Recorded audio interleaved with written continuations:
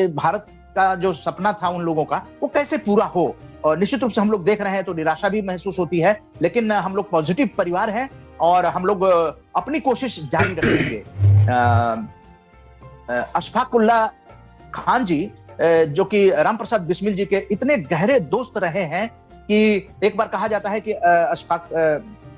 अशफाक उल्लाह जी बीमार पड़ गए तो उनके मुंह से राम राम निकल रहा था। तो जो समुदाय की भावना होती है कि ये राम राम क्यों कर रहे हैं, इसके पीछे क्या वजह है, तो किसी ने बताया कि ये अपने दोस्त को याद कर रहे हैं। राम प्रसाद बिस्मिल जी के साथ शेर व शायरी में दोनों की गहरी रुचि थी और देश को आजाद करने के लिए अपनी जान की परवाह दोनों ने नहीं की, दोनों को फांसी की सजा मिली। और जब बीमार थे तो राम प्रसाद बिस्मिल जी को बुलाया गया कि आप आइए, ये राम राम कर रहे हैं, शायद आप ही का नाम। जैसे ही राम प्रसाद बिस्मिल जी आए और दोनों दोस्त गले मिले, वैसे ही उसी दिन से जो है वो ठीक होने लगे अशफाक उल्लाह खान साहब। अशफाक उल्लाह खान साहब का जीवन जो है शेर व शायरी से भरा हुआ है। आप गूगल सर्च करेंगे आपको बहुत कुछ मिलेगा। और हम लोग अशफाक उल्लाह जी को श्रद्धांजलि देने के लिए यूट्यूब पर लगातार जो है कुछ न कुछ संदेश जो है वो हम लोग देते रहते हैं। और उन स्वतंत्रता सेनानियों महापुरुषों को भरा पड़ा है आरजेएस पॉजिटिव मीडिया में। स्वतंत्रता सेनानियों की पूरी लंबी लिस्ट जो आरजेएस पॉजिटिव मीडिया देश भर से वीडियो भेजते हैं, उनको उसमें शामिल किया जाता है। हम सीधा अपने आज के आरजेएस वेबिनार के मुख्य वक्ता श्री अशफाक उल्लाह खान जी, जो ग्रैंड सन हैं शहीद अशफाक उल्लाह खान जी के, उनको आमंत्रित करेंगे। अशफाक उल्लाह खान साहब, सादर आरजेएस फैमिली आपको आमंत्रित करती है आज कुछ मार्गदर्शन दिया जाए जिसे हम लोग अपने जीवन में आचरण में उतारने की कोशिश करेंगे। अशफाक उल्लाह खान साहब।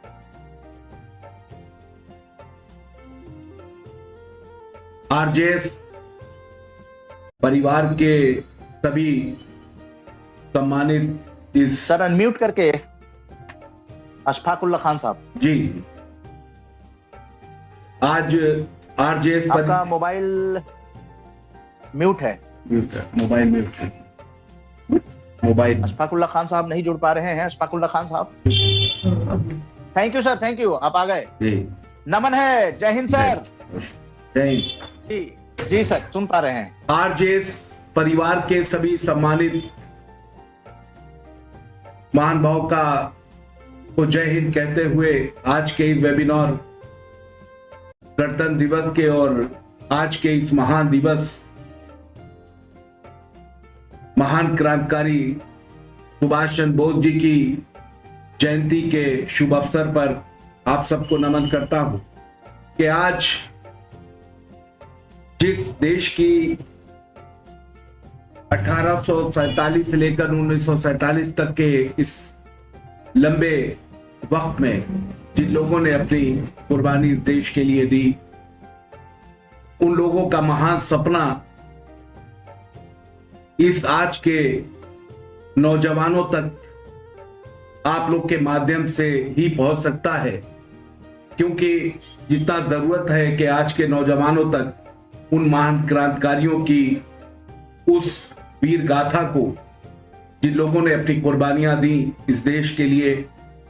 शाहजहांपुर एक ऐसी सरजमी रही है जिसने 1857 में मौलवी अहमदुल्ला शाह, महान क्रांतिकारी जो फैजाबाद से लड़ते लड़ते शाहजहांपुर की सरजमी पर आए, और इस बात से आप अंदाजा लगा सकते हैं कि 1857 में मौलवी अहमदुल्ला शाह से ब्रिटिश हुकूमत इतना घबराती थी कि उनके सर पर 50,000 रुपए का इनाम 1857 में रखा गया था। और यहाँ के एक राजा ने उनका सर कलम करवाकर कोतवाली पे लटका दिया गया था। उसके बाद हिंदुस्तान की भारत मां की क्रांतिकारी गुलामी की बेड़ियां तोड़ने के लिए पंडित राम प्रसाद बिस्मिल, अशफाक उल्लाह खान, ठाकुर रोशन सिंह, राजेंद्र लहरी, जिस तरीके से पंडित राम प्रसाद बिस्मिल अशफाक उल्लाह खान के बड़े भाई के सहपाठी हुआ करते थे। अशफाक उल्लाह खान ने जब ये कहा कि इस क्रांतिकारी आजादी की लड़ाई के लिए हम आपके साथ आना चाहते हैं, तो शायद शुरू में पंडित राम प्रसाद बिस्मिल जी को यकीन नहीं हुआ था, क्योंकि अशफाक उल्लाह खान का परिवार एक संपन्न परिवार के साथ साथ ब्रिटिश हुकूमत में बहुत अच्छे ओहदों पे हुआ करता था, लेकिन हुब्बे वतनी देश प्रेम को वो रोक नहीं पाए और एक दिन पंडित राम प्रसाद बिस्मिल के बहुत सच्चे दोस्त बन गए। और वो दोस्ती इस हद तक रही कि पंडित राम प्रसाद बिस्मिल के पिताजी आर्य समाज मंदिर के यहाँ के पुजारी थे। तो आज भी आर्य समाज मंदिर इस बात का गवाह है कि पंडित जी एक तरफ अपना हवन पूरा करते, अशफाकुल्लाह उस प्रांगण में नमाज का वक्त होता नमाज अदा करते और एक ही साथ में खाना खाया करते। और एक बार का वाकया है कि कुछ प्रचारक आर्य समाज मंदिर में आए हुए थे और अशफाकुल्लाह खां वहां मौजूद थे और ब्रिटिश हुकूमत ये चाहती थी कि हिंदी मुस्लिम आपस में लड़ें और दंगे फैले, इसलिए कुछ लोग बाहर नारेबाजी कर रहे थे। पंडित राम प्रसाद बिस्मिल हवन पर बैठे थे, शोर सुनकर अशफाकुल्लाह बाहर आते हैं और ये समझाने की कोशिश करते हैं कि यहाँ हवन हो रहा है, आप लोग बाहर चले जाइए। और बाद में जब वो नहीं मानते हैं तो अशफाकुल्लाह खां अपना पिस्टल निकालते हैं और कहते हैं कि अगर मंदिर तक अंदर तक तुम्हें पहुंचना है तो हमारी लाश से होकर गुजरना होगा। और फिर वो वहां झगड़ा होता है, वो लोग वापिस हो जाते हैं। ये सपने शाहजहांपुर के नहीं, पूरे अनगिनत हजारों उन कुर्बानियों की ये इच्छा थी, ये आत्मविश्वास था कि पूरी तरीके से इस मुल्क में एकजुटता फैले। और ये कोई सरफिरे नौजवान नहीं थे जो इस मुल्क पर जेल जाना चाहते थे या फांसी के फंदे को चूमना चाहते थे। अशफाकुल्लाह खां एक जगह लिखते हैं कि मैं मुल्क की वो आजादी चाहता हूं जिसमें एक रजवाड़ा, एक राजा के सामने एक दलित, एक गरीब किसान, एक मजदूर कुर्सी पे बैठ के बात कर सके, लोगों से ये कह सके कि आजादी की, बराबरी की बात की थी। जो आदरणीय प्रोफेसर जगमोहन सिंह जी ने कहा कि वो बराबरी की लड़ाई चाहते थे, उस मुल्क की आजादी वो चाहते थे कि यहाँ का वो ख्वाब पूरा हो जो हिंदू मुस्लिम एकता हो, बराबरी हो और हमारे नौजवान शिक्षित हों। अशफाकुल्लाह खान ने अपनी जेल डायरी में लिखा कि आने वाली नस्ल को बहुत जरूरत है कि उसकी एजुकेशन पूरी हो और वो हमको समझ पाए।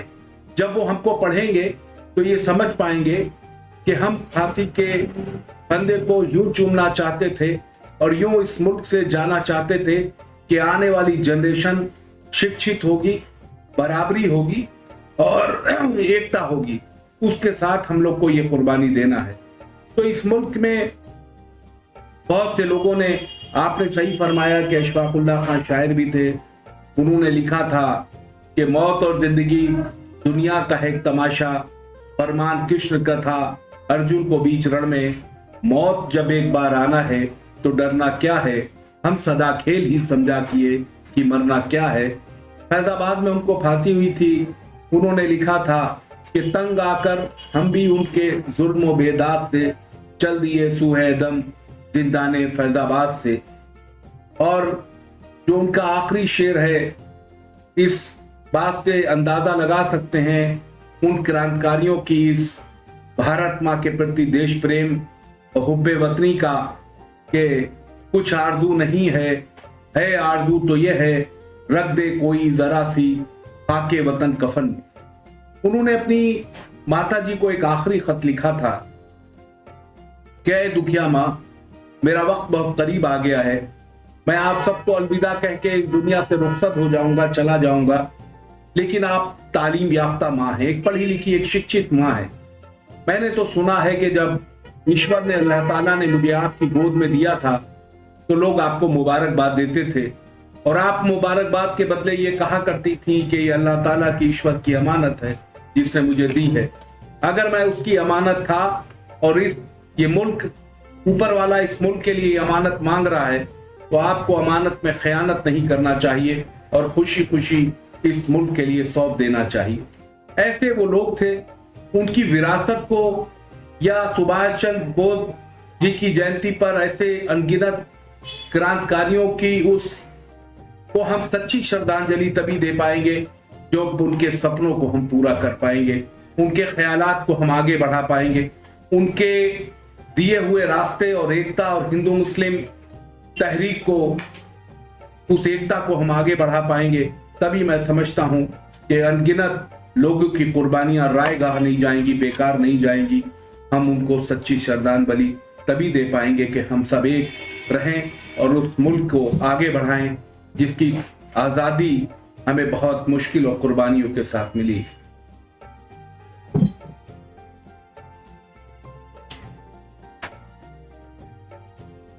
धन्यवाद अशफाकुल्ला खान साहब, आपने समय दिया। इससे पहले आरजेएस फैमिली आपकी आवाज को सुन चुकी है और आरजेएस पॉजिटिव मीडिया में आपकी आवाज। आपका धन्यवाद। आपके जरिए ये ख्यालात लोगों तक पहुंचे और आज का नौजवान लोगों तक, उन परिवारों को, उन देशभक्तों को याद कर सके, उनके दिए हुए विचार अपनों में अपना सके। धन्यवाद जी। आपने ये सारी बातें जो बताई हिंदू मुस्लिम एकता की, तो मिसाल रहे हैं अशफाकुल्ला खान साहब और राम प्रसाद बिस्मिल जी। और शिक्षा की बात तो प्रोफेसर जगमोहन सिंह जी ने आपने भी कही है कि शिक्षित बनो, संस्कारित बनो। तो इसी काम में हम लोग जो है जागरूक कर रहे हैं। राष्ट्र प्रथम भारत एक परिवार विश्व एक घर, इसी उद्देश्य को लेकर, और इसीलिए गणतंत्र दिवस सप्ताह अशफाकुल्ला जी हम लोग मना रहे हैं, ताकि नेताजी की जयंती से लेकर और महात्मा गांधी के बलिदान दिवस तक लगातार हम लोग इन देश के जो राष्ट्र पुरुष हैं उनकी चर्चा कर सकें। धन्यवाद। और आपने बहुत ही अच्छा उदाहरण दिया कि हमारी लाश से होकर गुजरना पड़ेगा। शायद समय ऐसा आ गया है कि नौजवानों को अपनी कमान अपने अपने क्षेत्र में अपने अपने लोगों के लिए ये लेनी पड़ेगी। हमें एक दूसरे के धर्म का सम्मान करना पड़ेगा, और एक दूसरे को धर्म के नाम पर अगर कोई कहे तो उसी के धर्म के लोगों को सामने आना पड़ेगा। जी जी बिल्कुल। और एक पत्रकार भी गणेश शंकर विद्यार्थी जी हुए थे, जी बारे बहुत अच्छे हैं प्रताप में, जिसमें भगत सिंह जी भी आए थे, उनकी भी लेख छपते थे। तो प्रताप अखबार एक अड्डा था क्रांतिकारियों का, और कानपुर के गणेश शंकर विद्यार्थी ने ख्वाब देखा था कि मैं अगर जिंदा रहा तो अशफाकुल्ला खान की मजार एक ऐसी मजार बनाऊंगा जो पूरे उत्तर प्रदेश में एक मिसाल होगी। अफसोस की बात, वो जल्दी हम लोगों के बीच नहीं रहे थे।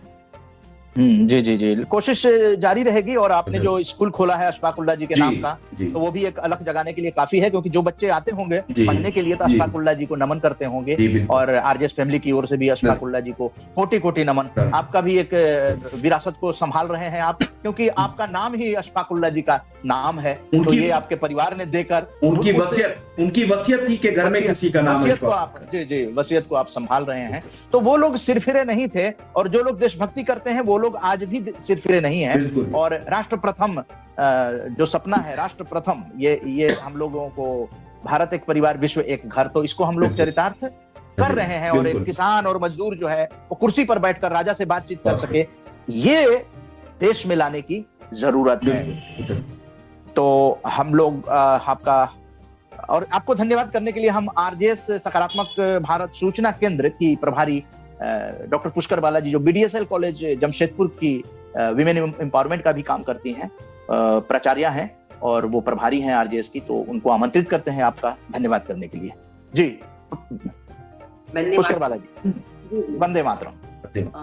सर, आपने बहुत ही ऊर्जावान उद्बोधन दिया और नेताजी की जयंती के अवसर पर बहुत सारी बातें बताई कि किस तरह से वो स्वतंत्रता आंदोलन में सक्रिय रहे और इस मुहिम पर पहुंचे।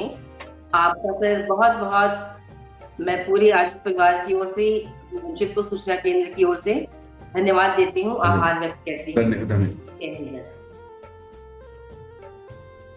जी हाँ अशफाकुल्ला जी, आपकी तबीयत भी कल बात हुई थी, लेकिन फिर भी आपने समय दिया, इसके लिए तो हम लोग बहुत आभारी रहेंगे आपके, कि इन परिस्थितियों में भी देश के लिए आप खड़े होते हैं। ये तो प्रत्यक्षम किम प्रमाणम, प्रत्यक्ष इसके उदाहरण है कि जब देश की बात चलती है, नेताजी की बात चलती है, तो आप बिल्कुल उपस्थित हो गए।